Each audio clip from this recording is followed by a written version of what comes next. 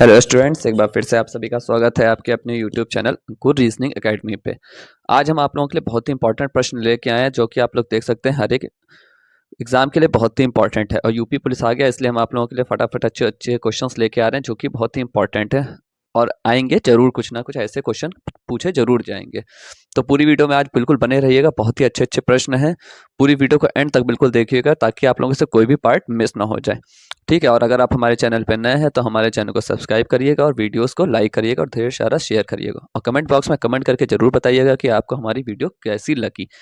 ठीक है, पार्ट 24 हो गया है, बाकी के पार्ट्स हम डिस्क्रिप्शन बॉक्स में लिंक में दे देते हैं। लिंक आप लोग उस पर जाकर के जो क्लिक करके और भी जो बचे कुचे हैं उन्हें भी देख सकते हैं, क्योंकि ये जो सारे के सारे आप लोगों को देखने बहुत इंपॉर्टेंट है, क्योंकि ये जो कोई भी क्वेश्चन है जो ऐसा हो सकता है कि हमने बताया हो और वो आ जाए एग्जाम में। ठीक है, क्योंकि ये जो हर एक टॉपिक का अपना एक अलग पैटर्न होता है। ठीक है, तो पूरी वीडियो को बहुत ही अच्छे से सारी वीडियोस को देखिएगा। तो चलिए बिना देरी करते हुए अपने प्रश्न नंबर 1 की तरफ पढ़ते हैं। तो प्रश्न नंबर 1 देखिए क्या है, हमारा सीरीज वाला प्रश्न है। क्या लिखा है, 31 है, 37 है, 49 है, 67 है और फिर यहाँ पे प्रश्न क्वेश्चन मार्क है जो हमें बताना है प्रश्न चिन्ह की जगह पे। चार ऑप्शन है हमारे पास, 87, 91, 89 और 97। तो चलिए देखते हैं इसमें कौन सा सॉल्यूशन लगता है और क्या है जो पैटर्न लगता है।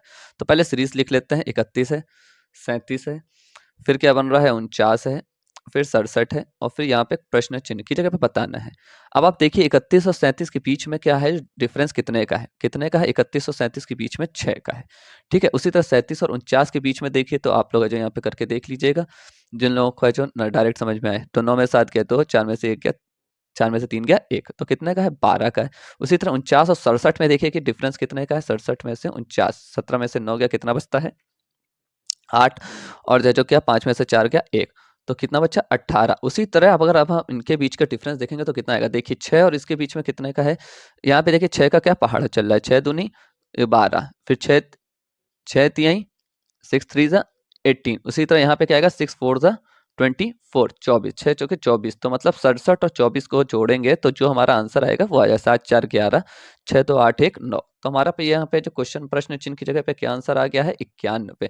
तो मतलब यहाँ पे हमारा क्या आंसर आएगा, 91। तो हमारा कौन सा ऑप्शन नंबर सही होगा, ऑप्शन नंबर 20 का क्या है, बिल्कुल राइट ऑप्शन है। बहुत ही सिंपल सा था, कोई भी डिफिकल्टी नहीं थी, बस आपको क्या कंसंट्रेट करके करना था। तो चलिए बिना देरी करते हुए अपने प्रश्न नंबर 2 की तरफ पढ़ते हैं। तो प्रश्न नंबर 2 देखिए क्या लिखा है कि A B C D E को जिस तरह से बी डी ए ई सी लिखा गया है उसी तरह डी ई बी सी ए को किस तरह से लिखा जाता है, प्रश्न चिन्ह है। चार ऑप्शन है हमारे पास, E A C D B, E C A D B, E D C A B या E C D A B.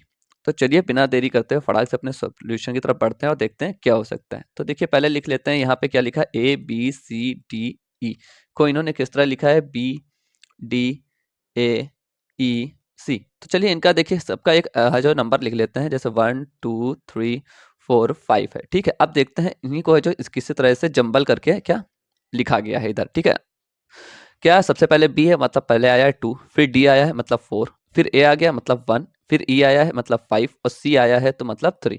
मतलब हमें किस पैटर्न में लिखा गया है, 2 4 1 5 3 में लिखा गया। ठीक है, इसी तरह हम डी जो हमारा अगला है क्या, डी ई बी सी ए, इसको भी हम सेम इसी पैटर्न में लिखते हैं। पहले इसकी नंबरिंग कर लेते हैं, 1 2 3 4 5। यहाँ सिर्फ नंबरिंग करनी है, उसका अल्फाबेट का है जो नंबर जो है वो नहीं, सिर्फ नंबर करके लिखना है। ठीक है, तो सबसे पहले यहाँ पे क्या था, 2 आया, तो यहाँ पे 2 क्या है, यहाँ पे 2 है ई। ठीक है, ई आ गया। फिर यहाँ पे क्या आया था, 4 आया था, देखिए तो यहाँ पे 4 पे क्या है, सी, तो सी लिखेंगे। फिर यहाँ पे 1 आया था तो 1 पे क्या था, ए, यहाँ पे 1 पे क्या है, डी, तो फिर डी लिखेंगे। फिर आया था 5, 5 पे यहाँ पे क्या था, ई था, यहाँ पे 5 पे क्या है, देखिए यहाँ पे 5 पे है ए। उसी तरह यहाँ पे फिर आया था 3, 3 पे था सी, यहाँ पे 3 पे क्या है, 3 पे है हमारा बी। तो हमारा जो नया बन के आया वो क्या आया, ई सी डी ए बी। क्या बन के आया, ई सी डी ए बी।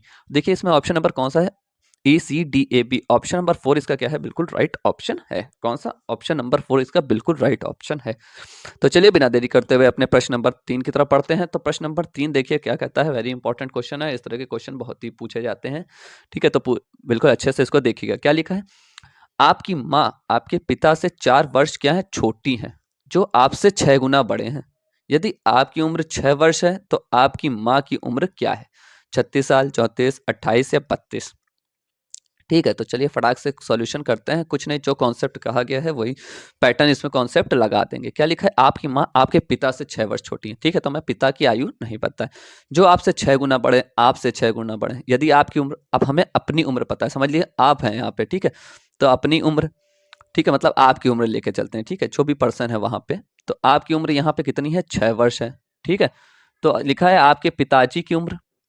ठीक है, तो आपके पिताजी की उम्र क्या है, पिताजी की उम्र क्या है, आपसे 6 गुना बड़े हैं। तो मतलब 6 गुना बड़े हैं, तो आपकी एज आयु कितनी थी, 6। तो 6 गुना बड़े हैं, तो 6 गुना 6 कितने आ गए, 36। मतलब पिताजी की आयु कितनी आ गई है, 36 वर्ष है। ठीक है, अब क्या कह रहा है, यदि आपकी माँ आपके पिता से 4 वर्ष छोटी है, आपकी माँ क्या आपके पिता से 4 वर्ष छोटी है, तो क्या करेंगे, 36 में से 4 को क्या करेंगे, घटा देंगे सिंपली। तो कितना आ जाएगा, 36 में से 4, 32 वर्ष। तो है जो मतलब है, जो आपके पिता माता की आयु की, आपकी माँ क्या है, आपकी माँ की उम्र क्या है, तो आपकी माँ की उम्र है 32 साल। तो इसमें क्या, कौन सा option number, option number T इसका क्या है, बिल्कुल राइट ऑप्शन है। बहुत ही सिंपल सा था, सेम लॉजिक है, तुरंत फटाफट करना है आप लोगों को। ठीक है, और अपनी प्रैक्टिस भी करते रहिएगा। आप लोग देखिएगा कि आप लोग की टाइमिंग कितनी अच्छी चल रही है, टाइमिंग बिल्कुल टाइमिंग पे हो रहा है कि नहीं हो रहा है। तो चलिए अपने नेक्स्ट प्रश्न की तरफ बढ़ते हैं, जो कि हमारा है प्रश्न नंबर 4। क्या लिखा है, जिस तरह XUROLI है, उसी तरह 2 क्वेश्चन मार्क हैं, दोनों में लाना है। 4 ऑप्शन है हमारे पास, HGHEFCGE। ठीक है, तो चलिए फटाक से अपने सॉल्यूशन की तरफ पढ़ते हैं। क्या कह रहा है, सीरीज बना लेते हैं। X है, फिर क्या है, U है, फिर R है, फिर O है, फिर L है, फिर I है, फिर यहाँ पे क्वेश्चन मार्क है, फिर यहाँ पे भी क्वेश्चन मार्क है। अब X और U में देखते हैं क्या है। U अगर इसमें हम उल्टा लेके चलें, इधर से UVWX मतलब -3 किया तो क्या आया, X आया। उसी तरह इधर से देखिए, जिधर से सीधे सीक्वेंस बन रहा है, हम लोग उल्टा जल्दी पढ़ नहीं पाते हैं, तो सीधे से पढ़ते हैं, उधर से देखते हैं। अगर इधर से लिखा होता तो प्लस करते हैं, पीछे से पढ़ना है तो माइनस। R का देखें, RSTU -3 इसमें भी हो रहा है। उसी तरह इसमें देखें, OPQR इसमें भी -3 हो रहा है। उसी LMNO इसमें भी -3 हो रहा है।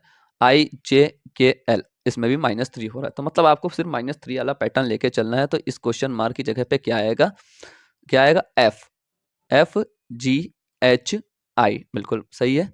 और जो यहाँ पे क्या आ जाएगा, यहाँ पे आ जाएगा CDE। तो मतलब क्या हमारा जो पैटर्न बन के आया वो क्या आया, F, आया। कि यहाँ पे क्या आएगा, F आएगा, यहाँ पे क्या आएगा, C आएगा। तो हमारा जिसका राइट ऑप्शन है वो हमारा कौन सा है, ऑप्शन नंबर 3 इसका क्या है, बिल्कुल राइट ऑप्शन है। तो चलिए फटाक से अपने नेक्स्ट प्रश्न की तरफ बढ़ते हैं, जो कि हमारा है प्रश्न नंबर 5। ये भी बहुत ही वेरी मोस्ट इंपॉर्टेंट क्वेश्चन है। पहले अच्छे से इसके प्रश्न को देखिए कि क्या पूछ रहा है। यदि A D की माँ है, A क्या है, D की माँ है, B C का पुत्र नहीं है। यहाँ देखिए क्या पूछ रहा है, पुत्र नहीं है। C D का पिता है, D B की बहन है। तो A B से कैसे संबंधित है, माँ है, भाई है, सौतेला बेटा है या बहन है। तो चलिए फटाक से अपने सॉल्यूशन की तरफ बढ़ते हैं और देखते हैं क्या लिखा है। ठीक है, चलिए लिख लेते हैं हम लोग। जो यहाँ पे क्या 4 तरह से A B है और C है और D है। अब देखिए क्या कह रहा है, ए डी की माँ है। ए और डी के बीच में कौन सा संबंध है, माँ का संबंध है। चलिए ए डी की माँ है, ठीक है। फिर कह रहा है बी सी का पुत्र नहीं है, बी सी का पुत्र नहीं है। चलिए कोई बात नहीं। सी डी का पिता है, सी किसका है, डी का पिता है। तो मतलब ये है, ये बन रहा है सीक्वेंस, ये क्या है, पिता है सी डी का। ठीक है, सी क्या है, डी का पिता है, डी बी की बहन है। इन दोनों के बीच में क्या है, ये क्या है, इसकी सिस्टर है। क्या है, सिस्टर है, डी बी की बहन है। ठीक है, अब कह रहा है तो ए और बी से कैसे संबंधित है, ए बी से किस प्रकार से संबंधित है। अगर ए डी की माँ है, ठीक है, बी है जो डी की बहन है, तो ए भी क्या बी की क्या है, माँ ही तो हुई। ए बी की क्या हुई, माँ ही तो हुई। तो ए बी से कैसे संबंधित है, ए बी की क्या है, माँ है। क्या है, और अगर ये है तो ये इन दोनों की क्या हुई, ये इन दोनों का क्या हुई, बहन हुई। ठीक है, क्या हुई, डॉटर, पुत्री हुई। क्या हुई, पुत्री हुई। ठीक है, तो क्या हो जाएगा, यहाँ पे क्या आएगा, इसका ऑप्शन हमारा जो इसका ऑप्शन आएगा वो ऑप्शन नंबर ए इसका क्या है, बिल्कुल राइट ऑप्शन है। ए और बी का क्या है जो यहाँ पे रिश्ता है, ए और बी का यहाँ पे क्या रिश्ता है, ए और बी क्या है, एक दूसरे की क्या है, माँ है। ठीक है, जिस तरह से डी और क्या, ए क्या आगे बताया था, ए डी की माँ है, ठीक है, डी बी की बहन है। तो सिंपल सा ए बी का क्या हो जाएगा, ए और बी का क्या रिलेशन हो जाएगा, ए बी की क्या है, माँ है। ठीक है, तो चलिए अपने नेक्स्ट प्रश्न की तरफ पढ़ते हैं, जो कि हमारा है प्रश्न नंबर 6। अब प्रश्न नंबर 6 देखिएगा, बहुत ही इंपॉर्टेंट प्रश्न है, इसीलिए आज हम लोग आप लोगों के लिए बहुत ही इंपॉर्टेंट प्रश्न लेके आते हैं। हर एक दिन एक नई सीरीज लेके आते हैं और अलग अलग तरह के प्रश्न आप लोगों के लिए लाते हैं, ताकि आप लोग अच्छे से प्रैक्टिस कर सकें। तो देखिए क्या पूछ रहे हैं प्रश्न नंबर 6 में, कि एक परीक्षा में राहुल को 11वीं रैंक मिली, ठीक है, और वह उत्तीर्ण होने वालों में से सबसे नीचे 47वें स्थान पर था, ठीक है। 3 विद्यार्थी परीक्षा ही नहीं दे सके और एक छात्र फेल हो गया। तो बताना है आपको छात्रों की कुल संख्या क्या है, मतलब पूरे परीक्षा में जो बैठे थे छात्र कितने थे, ठीक है। कितने, 60, 62, 59, 61, ठीक है। अब इस तरह का आप लोगों को हमने एक है जो पैटर्न बता दिया था कि क्या लगता है, ठीक है। तो आपको सबसे पहले बताना है सफल छात्र, मतलब कितने छात्र टोटल थे, सफल छात्र कितने थे पूरे, क्या जो भी है जो दे रखा था एग्जामिनेशन में, ठीक है। क्या लिखा है, परीक्षा में राहुल की रैंक कितनी थी, 11वीं रैंक थी, ठीक है। चलिए तो 11 हो गया।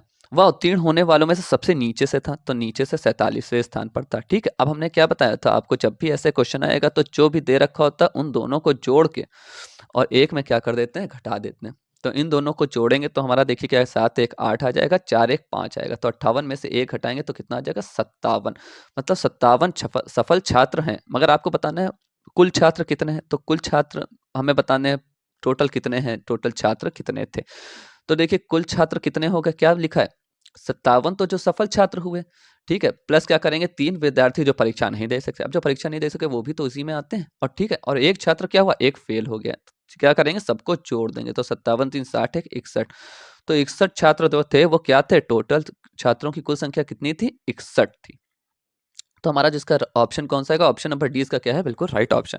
देखिए जो प्रश्न कह रहा है बस उसको आप है जो सीधे सीक्वेंस में एक लेते हुए चलिए, और कुछ आपको करना ही नहीं है पूरे उसमें, और आपका आंसर निकल आएगा आसानी से, ठीक है। तो चलिए बिना देरी करते हुए अपने नेक्स्ट प्रश्न की तरफ पढ़ते हैं, जो कि हमारा है प्रश्न नंबर 7 है। तो प्रश्न नंबर 7 देखिए क्या कह रहा है, ये देखिए क्या बना हुआ है कि ये 12 है, ठीक, ये 14 है और बीच में ब्रैकेट बना हुआ है जिसमें 158 है। उसी तरह इधर 12 इधर 16 बीच में 182, उसी तरह 14 है 16 बीच में क्वेश्चन मार्क है। मतलब आपको इन दोनों का कुछ करके ये लाना है, फिर इन दोनों का करके ये लाना है, उसी तरह इन दोनों करके ये प्रश्न चिन्ह वाला लाना है।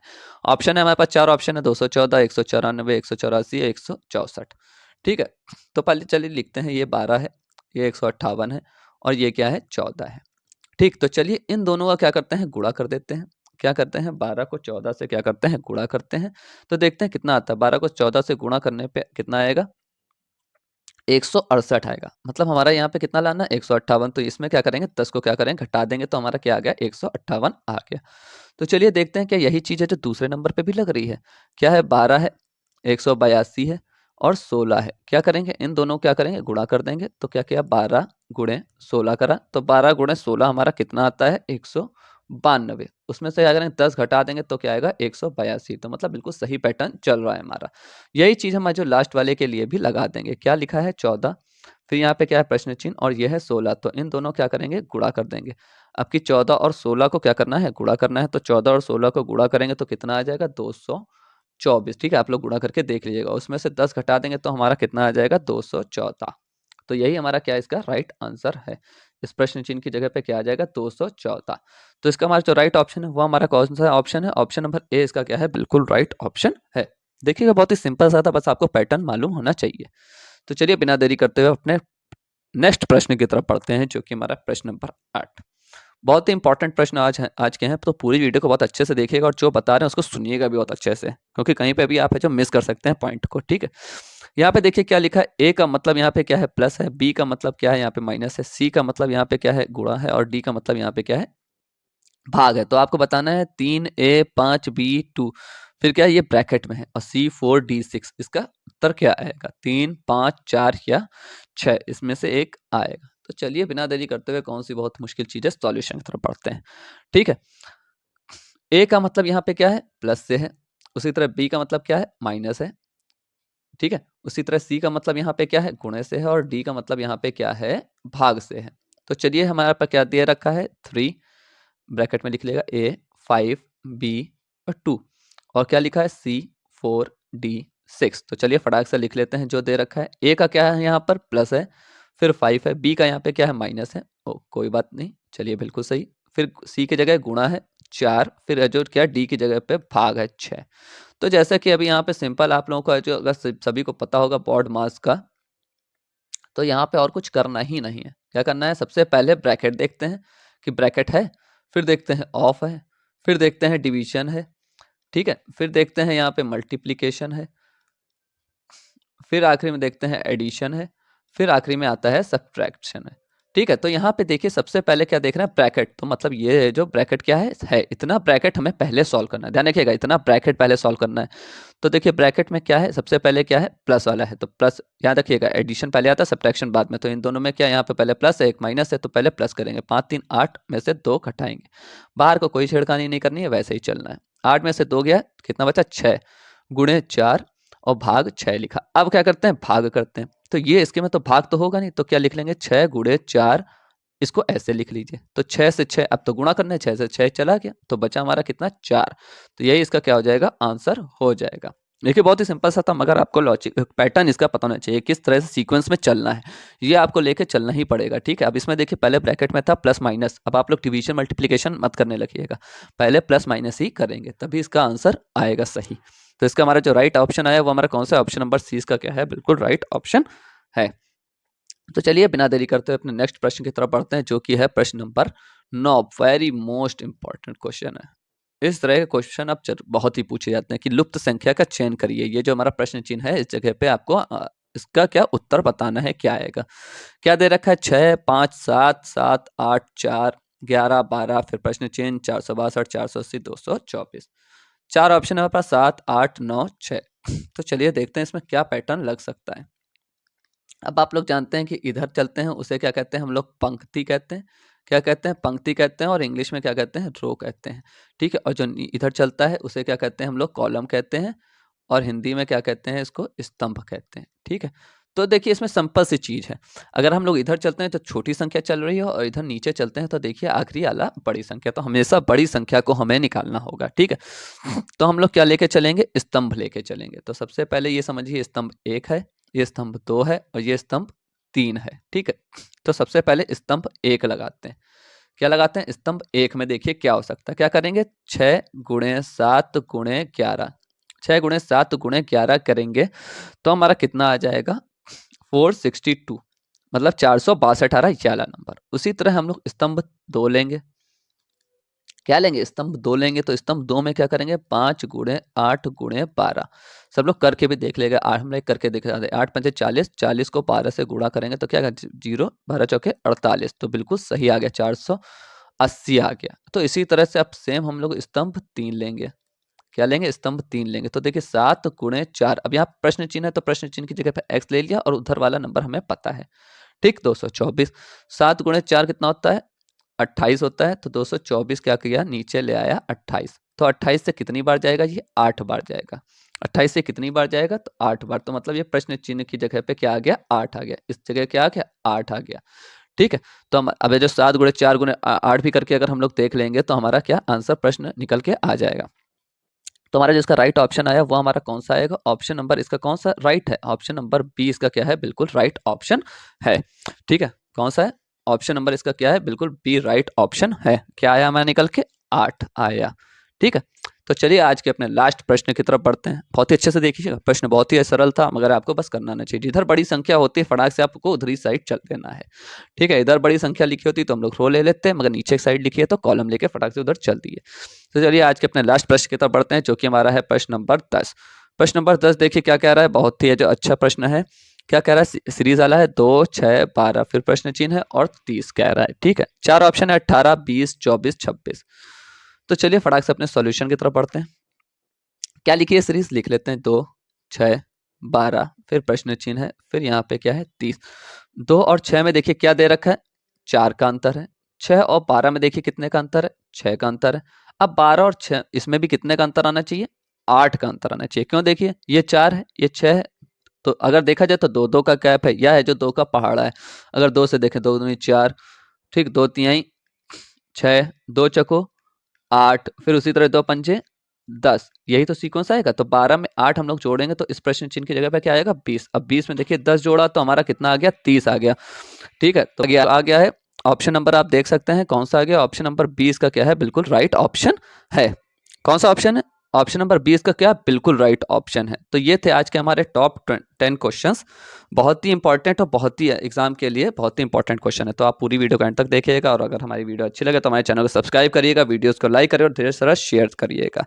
ठीक है, और कमेंट बॉक्स में कमेंट करके बताइएगा कि आपको वीडियो कैसी लगी और किस तरह की वीडियो और आपको चाहिए। तो आज के लिए इतना ही। कल हम लोग फिर एक बार नई वीडियो के साथ आप लोगों के साथ जुड़ेंगे। तब तक आप लोग अपना ख्याल रखिए। Thank you so